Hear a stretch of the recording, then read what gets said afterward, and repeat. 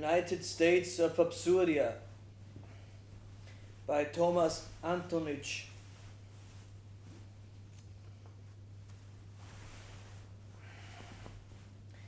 In Kirchen, Moscheen, Synagogen und Tempeln huldigen sie einem männlichen Gott, und ihre Waffen allesamt sind fallisch, wie ihre Wolkenkratzer und Ideen.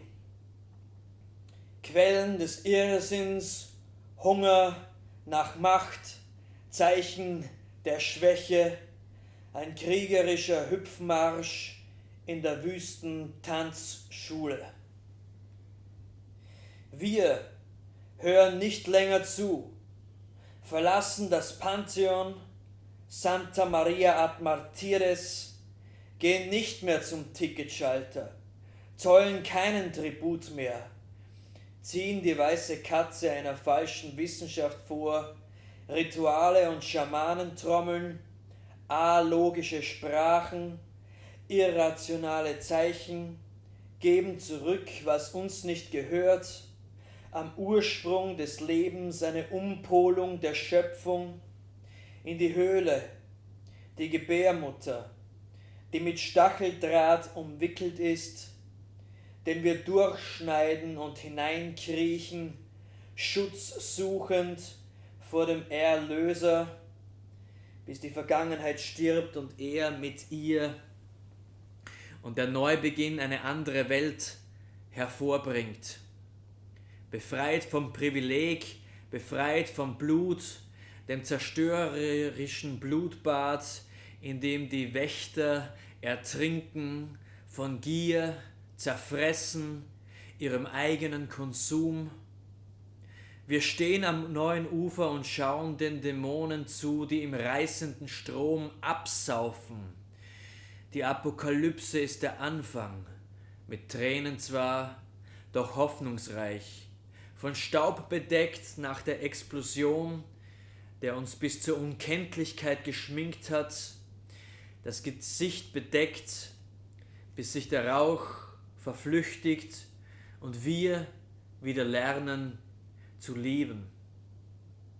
Nur noch in der Ferne ist Donnergrollen vernehmbar wie ein unehrlicher Seufzer, wie der Großvater, der seinen Namen gegen ein paar Klumpen Gold getauscht hat, weil er von seinen Träumen getäuscht wurde und seinen Irrtum erst erkannt hat, als es schon zu spät war und er sich nichts mehr eingestehen konnte. Er glaubte, Gott sei in ihm.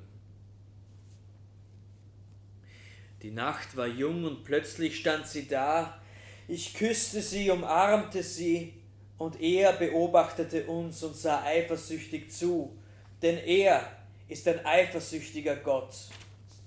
Doch wir machen aus unserer Affäre kein Geheimnis. Vielleicht macht es ihn sogar scharf, wenn er uns von oben beäugt.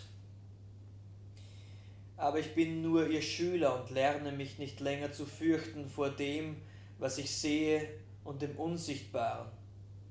Nimm meine Hand, lege sie auf deine Brüste, führe sie hin zu deinem Altar und sauge mich auf, verschlinge mich ganz, so dass ich neu geboren werde. Wenn die uralten Schwänze in euren Hauptstädten, vormals Zentren der Macht, zu schrumpfen beginnen, verschrumpeln und verkrumpeln und die Priester ihre Gebete vergessen an einen Vater, einen Sohn und einen Geist, dann ist das keine Blasphemie, dann bricht der Morgen an. Und es wird bloß sichtbar, was von der dunklen Nacht verborgen war und in Fesseln lag, in Sklaverei, die in der Dämmerung abgeschüttelt wird. Eine Armee toter Männer verschwindet in ihren Gräbern, je heller es wird. Falsche Propheten, die Kinder verführten. Erst jetzt können wir sie von ihren geilen Blicken bewahren.